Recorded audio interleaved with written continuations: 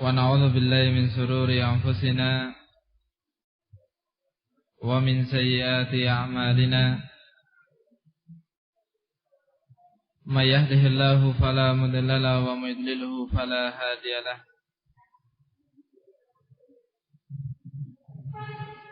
وأشهد أن لا إله إلا الله وحده لا شريك له بسم الله وأشهد أن محمدا عبده ورسوله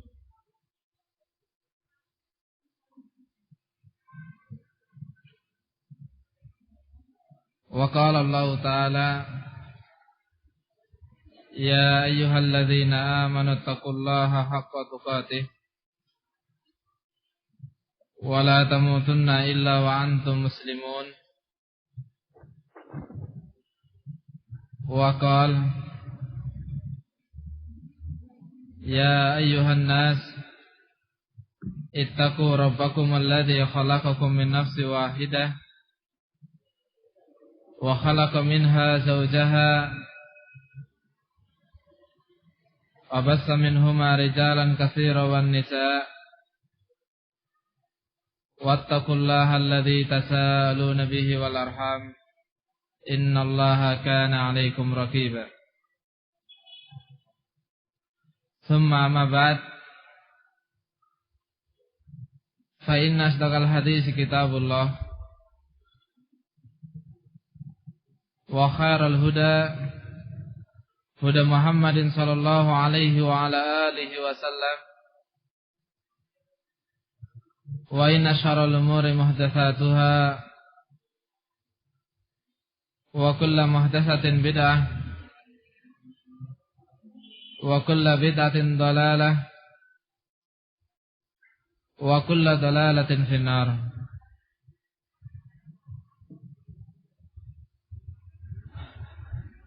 Ikhwati fillah yang dimulakan oleh Allah Subhanahu wa taala. Alhamdulillah kita bisa menyambung kembali pembahasan kita, yaitu seputar tazkiyatun nufus.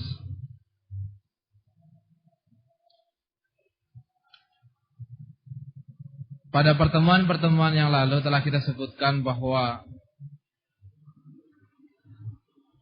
hati yang salim adalah harta yang paling berharga,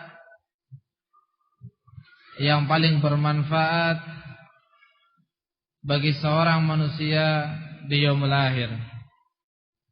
Sebagaimana firman Allah, yauma la yanfa'u malun wala banun illa man atallah biqalbin salim. Yaumul qiyamah ataupun hari akhir adalah hari yang sudah tidak bermanfaat lagi harta dan begitu pula anak keturunan. Illa man atallah, kecuali orang-orang yang datang kepada Allah biqalbin salim, dengan hati yang salim, hati yang sahih ataupun hati yang baik. Kita telah menyebutkan apa yang dimaksud dengan hati salim dan beberapa sebab-sebabnya. Di antara sebab hati itu salim, sehat, baik adalah zikrullah wa tilawatul Quran. Berzikir kepada Allah dan membaca Al-Quran. Sahabat Utsman bin Affan radhiyallahu ta'ala anhu, beliau pernah menyatakan, "Lau taharat qulubukum ma syabi'at min kalami rabbikum." Kalau sekiranya hati kalian itu suci, baik, bersih, maka sungguh kalian tidak akan pernah merasa cukup dari kalamullah, dari Al-Quran. Kita tidak pernah merasa cukup untuk membaca Al-Quran.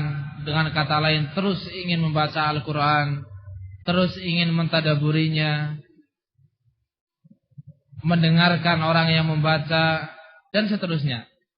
Ini adalah tanda hati kita baik. Tapi kalau kita membaca Al-Quran tidak senang, ataupun tidak semangat, ataupun bahkan tidak memiliki keinginan untuk membaca Al-Quran, ini pertanda bahwa hati kita adalah apa? Bukan hati yang baik.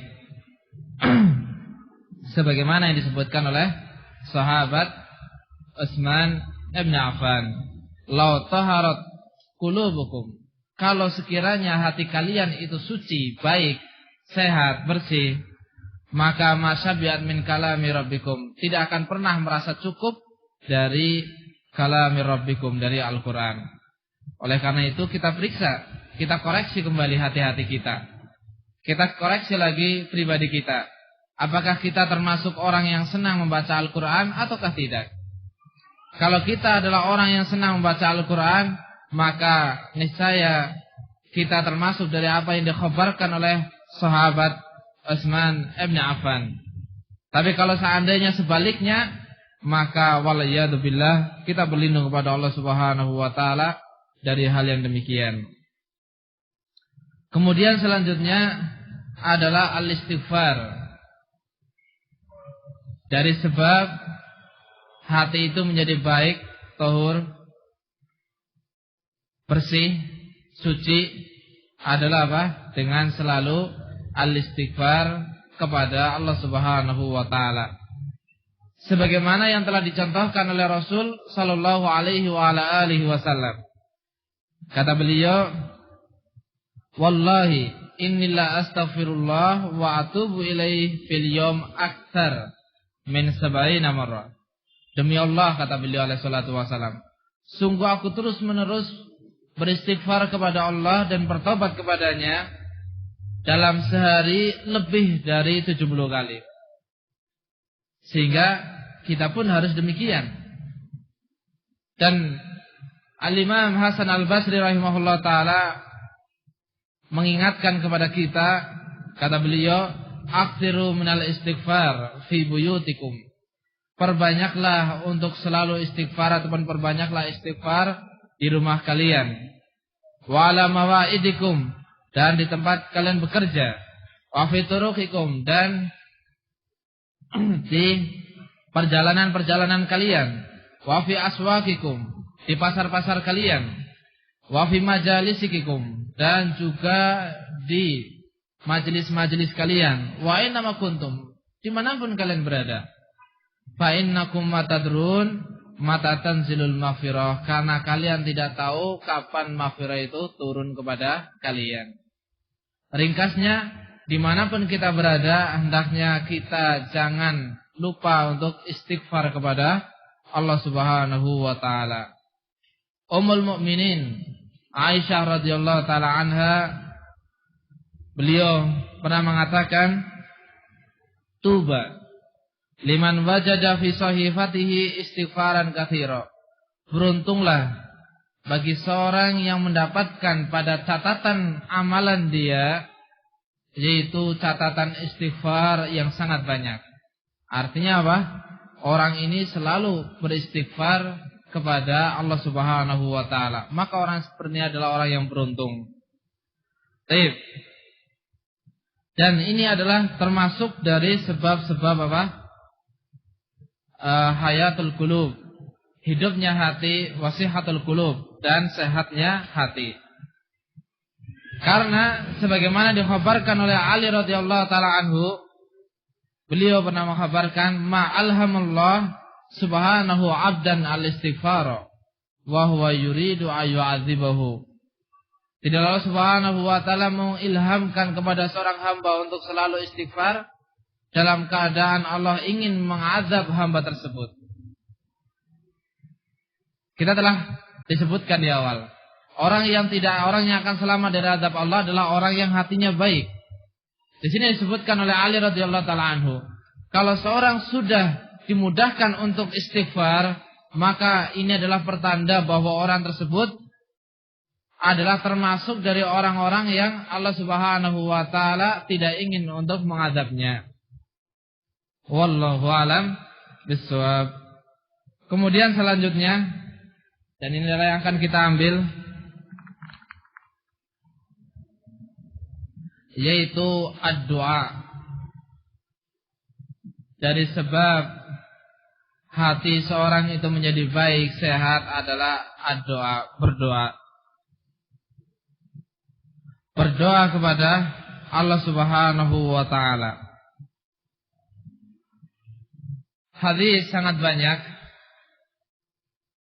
Begitu pula ayat-ayat yang menyebutkan bahwa orang-orang yang tidak mau berdoa kepada Rabb-Nya, maka Rabb-Nya akan murka kepadanya. Di antaranya adalah firman Allah Subhanahu wa taala, "Innal ladzina yastakbiruna an ibadati sayadkhuluna jahannama dakhirin."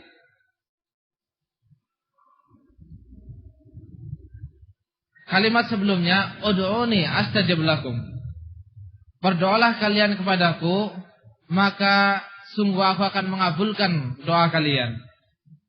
Kemudian kata Allah, sungguhnya orang-orang yang sombong dari beribadah kepadaku, maksudnya sombong dari berdoa kepadaku, maka dia sayadkhuluna jahannama dakhirin.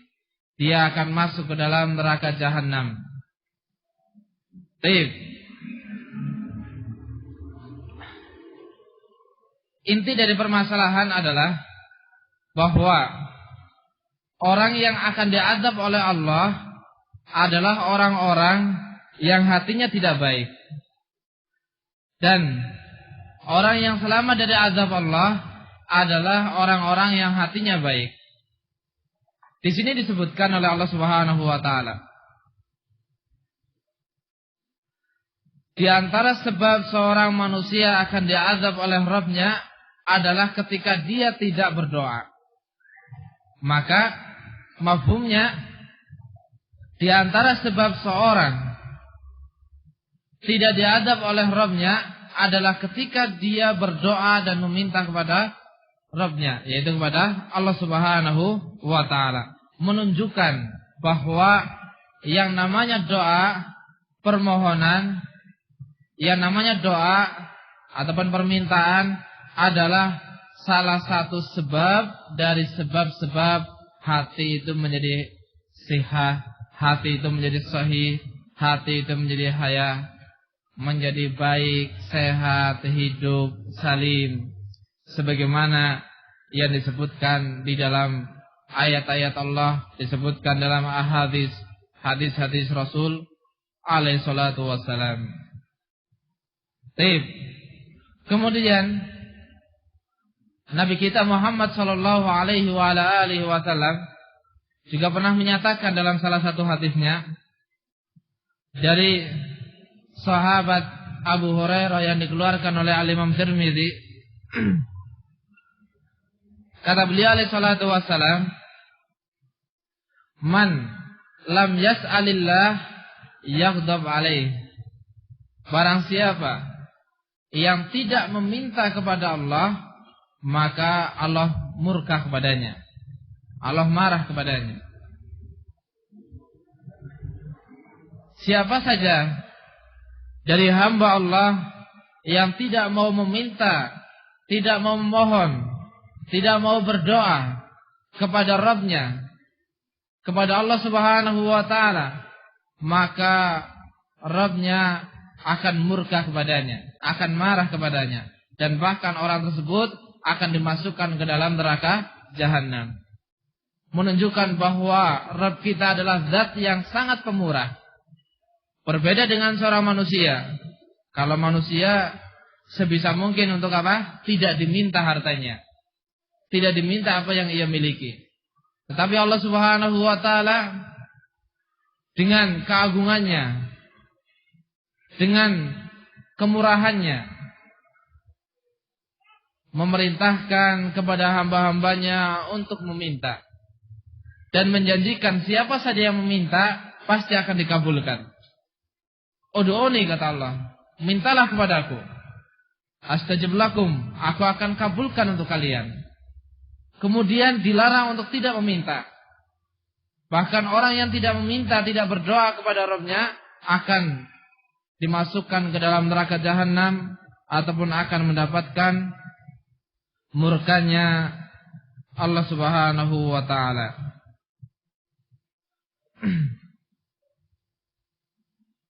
Tayafata fillah yang dimuliakan oleh Allah Subhanahu wa taala.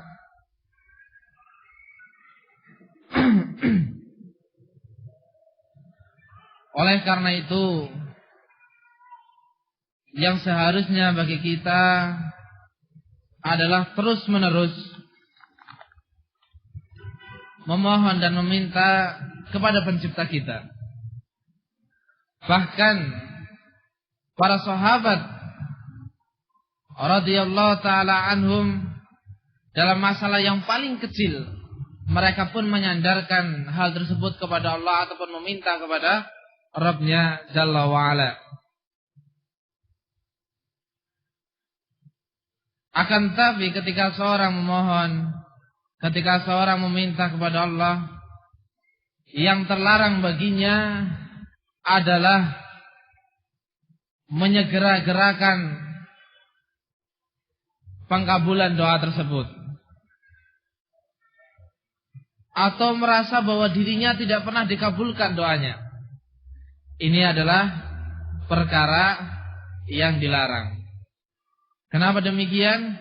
Karena Allah Subhanahu wa taala pasti akan mengabulkan doa hambanya dalam bentuk salah satu dari 3 bentuk. Sebagaimana datang dari hadis dari sahabat Abu Sa'id Al-Khudri radhiyallahu taala anhu, kata Rasulullah sallallahu alaihi wasallam, "Ma min muslim yad'u bi da'watin laysa fiha itsmun wala qati'atur rahmin illa atahu Allahu biha ihda salas." Tidaklah ada seorang muslim yang berdoa kepada Allah Subhanahu wa taala yang di dalam doanya tersebut tidak terkandung permasalahan dosa ataupun permasalahan pemutusan tali silaturahmi, kecuali pasti Allah akan mengabulkan doa tersebut dengan salah satu dari 3 bentuk. Yang pertama, imma ayaj'ala lahu da'watahu, yaitu Allah mengabulkan sesuai dengan permintaannya. Minta ini dikabulkan hal tersebut, minta itu dikabulkan hal tersebut. Ini yang pertama bentuknya. Bentuk ijabah dari doa yang kita minta kepada Allah, yang pertama adalah apa? Kita dikabulkan sesuai, kita diberi sesuai dengan apa yang kita minta. Yang kedua, imma ayudakhiraha lahu fil akhirah, atau Allah Subhanahu wa taala akan memberikannya di akhirat. Disimpankan hal tersebut dan akan diberikan di hari akhirat ataupun di yaumul akhir. Ketika kita merasa belum mendapatkan di dunia, tenang, bahwa bisa jadi doa tersebut, permasalahan yang engkau minta akan Allah Subhanahu wa taala berikan di yaumul akhir.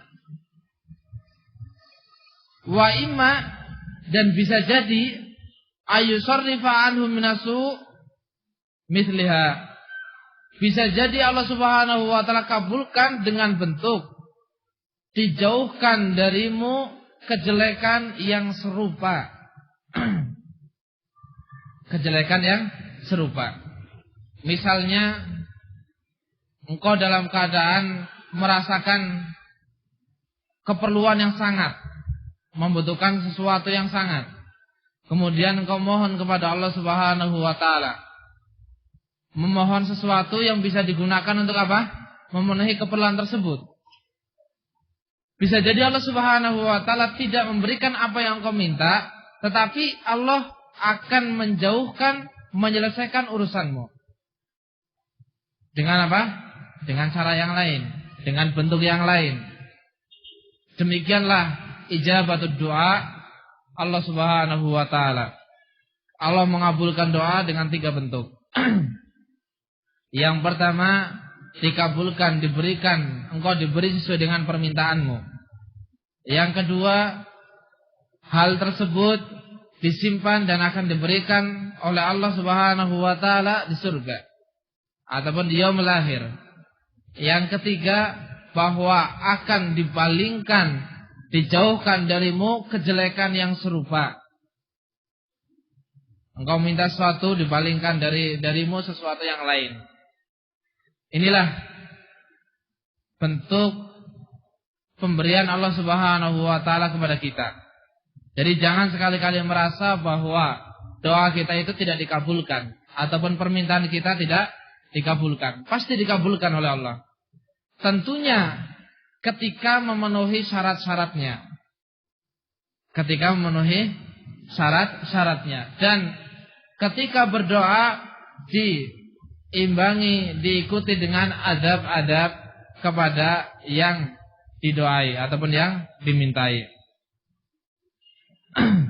Di antaranya adalah apa yang telah kita sebutkan, yaitu tidak bersegera ataupun merasa bahwa Allah tidak mengabulkan doa tersebut. Tidak demikian. Baik. Di antara perkara yang penting yang harus diperhatikan ketika seorang berdoa adalah al-awqat, adalah waktu.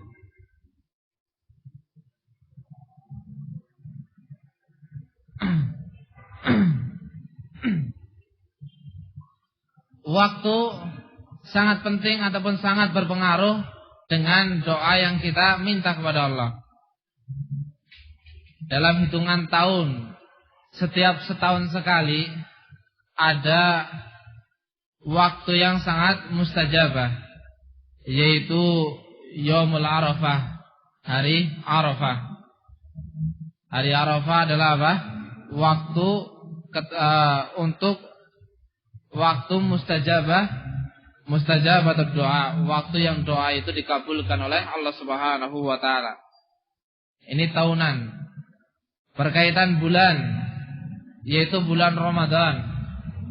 Di bulan Ramadan seorang manusia diberi waktu, diberi kesempatan, diberi kemudahan untuk berdoa.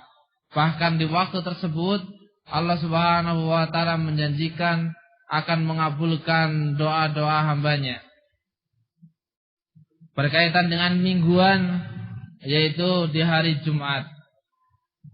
Wa yaumul Jum'ah, di hari Jumat ba'dal asar qoblal maghrib, adalah waktu yang mustajabah. Di antara waktu-waktu mustajabah adalah di hari Jumat, di akhir-akhir hari Jumat, yaitu bainal asar wal maghrib, antara asar dan maghrib, dan sudah mendekati apa? Waktu maghrib.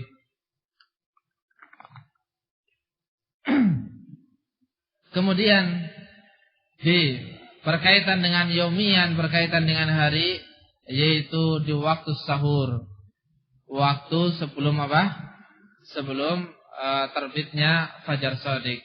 Waktu yang biasa kita gunakan untuk makan sahur. Itu adalah waktu-waktu mustajabatud doa. Waktu yang doa itu dikabulkan oleh Allah Subhanahu wa taala. Oleh karena itu ketika di waktu-waktu sahur, perbanyak memohon kepada Allah Subhanahu wa taala. Di hari Jumat, di akhir-akhir hari Jumat juga demikian. Banyak-banyaklah memohon kepada Allah Subhanahu wa taala. Di bulan-bulan Ramadan, di hari-hari pada bulan Ramadan juga demikian. Terlebih lagi ketika terkumpul semuanya di waktu sahur bulan Ramadan atau di hari Jumat bulan Ramadan.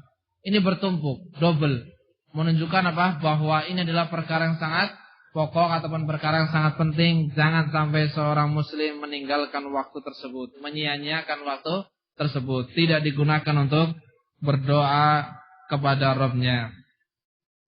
Ini berkaitan dengan waktu ataupun apa? Al-ayam. Kemudian di sana berkaitan dengan keadaan. Ada keadaan-keadaan tertentu yang doa itu dikabulkan. Ada keadaan-keadaan tertentu yang doa itu dikabulkan. Di antaranya kan nuzulil matar, yaitu ketika turun hujan. Ketika turun hujan adalah waktu doa itu mustajabah. Oleh karena itu perbanyaklah berdoa ketika hujan sedang turun. Yang kedua, ketika di medan perang. Ketika dalam peperangan fi sabilillah, maka ini adalah waktu mustajabah. Dan selanjutnya fi halis sujud, di waktu sujud. Seorang sedang sholat, kemudian dia bersujud, maka perbanyaklah doa di waktu sujud tersebut. Tidak mencukupkan doa-doa adkar sholat di sujud, zikir-zikir sholat ketika sujud. Akan tapi di waktu sujud adalah waktu yang mustajabah, waktu mustajabatul doa. Terlebih lagi adalah sujud akhir, yaitu sujud paling terakhir ketika sholat. Ini adalah waktu yang sangat mustajabah. Dan selanjutnya adalah bainal adzan wal iqamah. Qabla dzalik, sebelumnya, bahwa Rasulullah SAW pernah bersabda dalam sebuah hadis dari sahabat Abu Hurairah radhiyallahu taala anhu, kata beliau, aqrabu ma yakunul abdu min rabbih wa huwa sajidun fa aktsiru minad du'a. Keadaan yang seorang hamba sangat dekat dengan Rabb-nya adalah ketika dia dalam keadaan sujud. Maka perbanyaklah doa ketika ketika sujud. Ini yang diperintah oleh Rasulullah SAW. Hadis dikeluarkan oleh Al-Imam Muslim. Seorang hamba akan sangat dekat kepada Allah Subhanahu, ataupun akan sangat dekat dengan Allah Subhanahu wa taala ketika dia sedang sujud. Maka kata Rasulullah SAW, fa'aksiru doa, perbanyaklah doa ketika engkau sujud. Lagi sholat, sujud, perbanyaklah doa. Perbanyaklah doa. Baik. Kemudian waktu selanjutnya adalah bainal adzan wal iqamah, antara azan dan iqamah. Ini juga termasuk dari waktu mustajabah, termasuk dari waktu yang mustajabah. Sebagaimana kata Rasulullah SAW, ad-du'a bainal adzan wal iqamah la yurad. Doa yang dipanjatkan antara azan dan iqamah itu tidak tertolak, tidak ditolak. Khabar dari Rasulullah SAW, berita dari Rasulullah SAW. Kalau yang mengkhabarkan mungkin temanmu, saudaramu, engkau bisa bisa ragu. Tapi ini yang mengkhabarkan adalah utusan Allah Subhanahu wa taala, yaitu Rasulullah SAW. Beliau mengkhabarkan bahwa doa yang dipanjatkan di waktu antara azan dan iqamah itu tidak ditolak. Tidak ditolak oleh Allah Subhanahu wa taala, pasti dikabulkan. Cuman bentuknya sebagaimana telah kita sebutkan, salah satu dari tiga. Ima engkau akan diberi sesuai dengan apa yang kau minta, atau permintaanmu ataupun engkau akan diberi di yaumul akhir, atau engkau akan dipalingkan darimu kejelekan yang serupa. Minta rezeki berarti inginnya apa? Dijauhkan dari kesengsaraan. Allah Subhanahu wa taala akan palingkan kesengsaraan darimu. Misalnya demikian. Wallahu a'lam bishawab. Ataupun contoh-contoh yang lain. Hadis dikeluarkan oleh Al-Imam Tirmidzi dan dihasankan oleh beliau.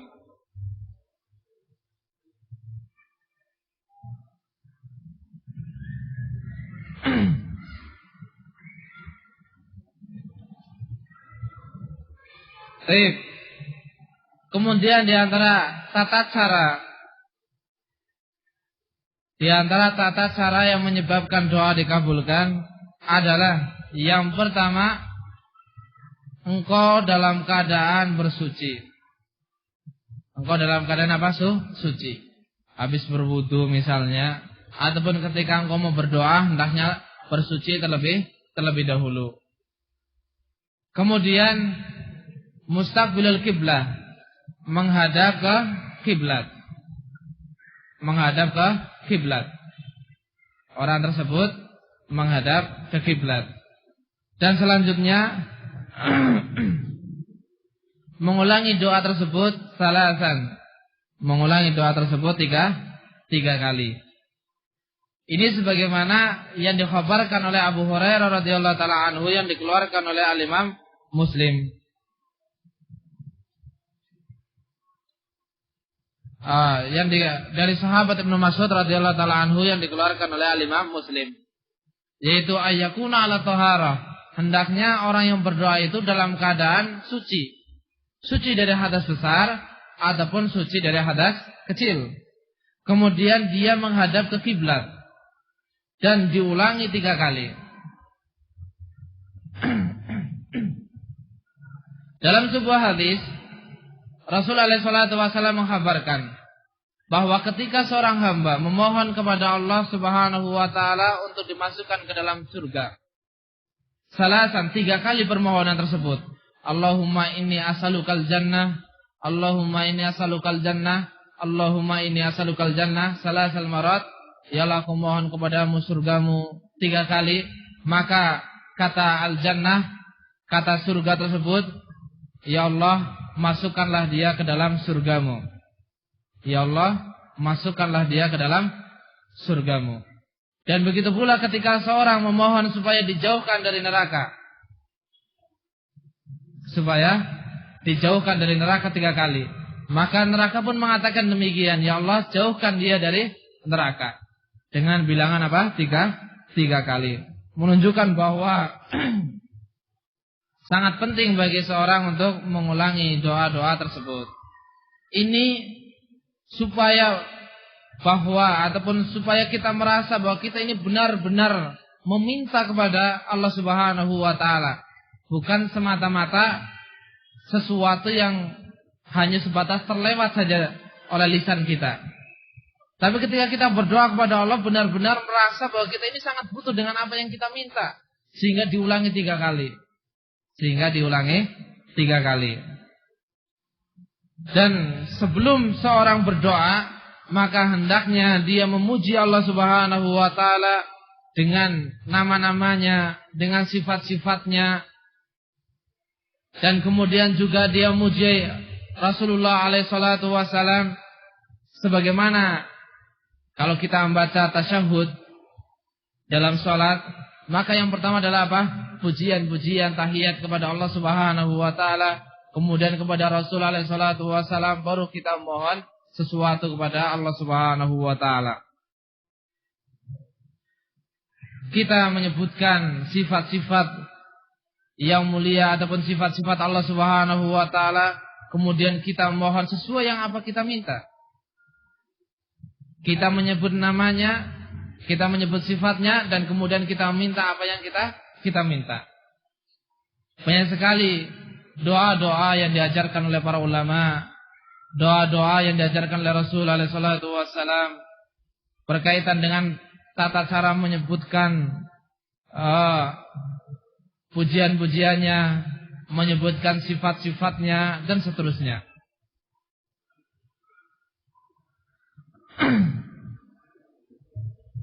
Di antara salah satu doa yang dibaca dan disebutkan di dalamnya pujian-pujian memuji Allah Subhanahu wa taala, menyebutkan nama-nama dan sifatnya, apa yang sering kita dengar dalam murotal-murotal, dalam kaset-kaset yang dibaca oleh qori, yang dibaca oleh para qurra.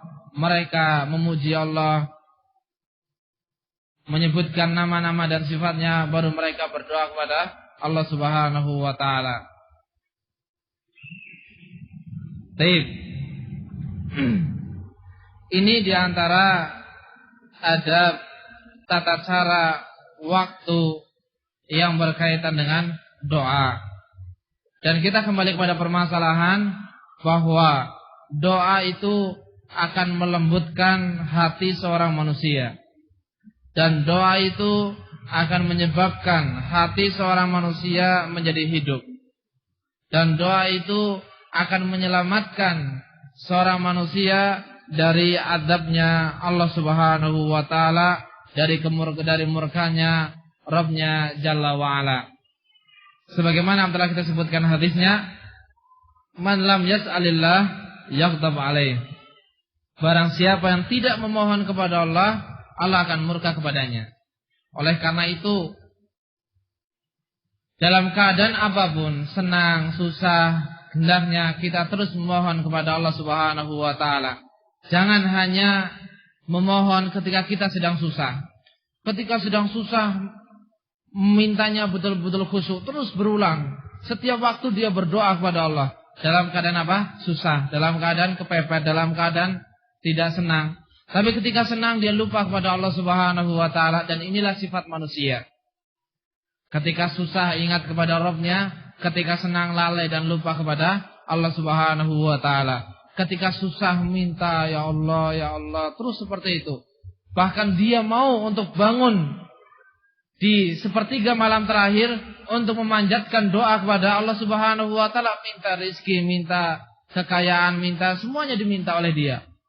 Ketika dia sudah mendapatkan apa yang ia minta, ketika Allah sudah mengabulkan apa yang ia minta, tidak pernah lagi bangun di sepertiga malam terakhir, tidak pernah lagi mohon kepada Allah Subhanahu wa taala di waktu-waktu mustajabah, sebagaimana ketika dia sangat membutuhkan, sebagaimana ketika dia dalam keadaan susah ataupun sengsara. Ini ikhwan fillah wa akhwati fillah yang dimuliakan oleh Allah Subhanahu wa taala. Kita jangan sampai seperti itu. Ketika kita senang, memohonlah kepada Allah. Ketika kita susah, juga mohon kepada Allah Subhanahu wa taala. Jangan sampai kita memohon kepada Rabb kita ketika kita dalam keadaan susah saja. Ketika senang, tidak berdoa ataupun lupa kepada Allah Subhanahu wa taala. Wallahu a'lam bishawab. Ini yang bisa kita sampaikan pada pertemuan kali ini. Mudah-mudahan bermanfaat bagi kita semua, dan mudah-mudahan bisa menambah keimanan kita, semangat kita dalam beribadah kepada Allah Subhanahu wa taala, dalam mohon kepada Jalla wa Ala, dan mudah-mudahan bisa menghilangkan suudzon kita, buruk sangka kita kepada Allah Subhanahu wa taala, dengan menyangka, dengan merasa kenapa doa kita, kenapa doa saya selama ini belum dikabulkan oleh Allah Subhanahu wa taala. Wallahu a'lam bishawab. Subhanakallahumma bihamdik, asyhadu an la ilaha illa anta, astaghfiruka wa atubu ilaik.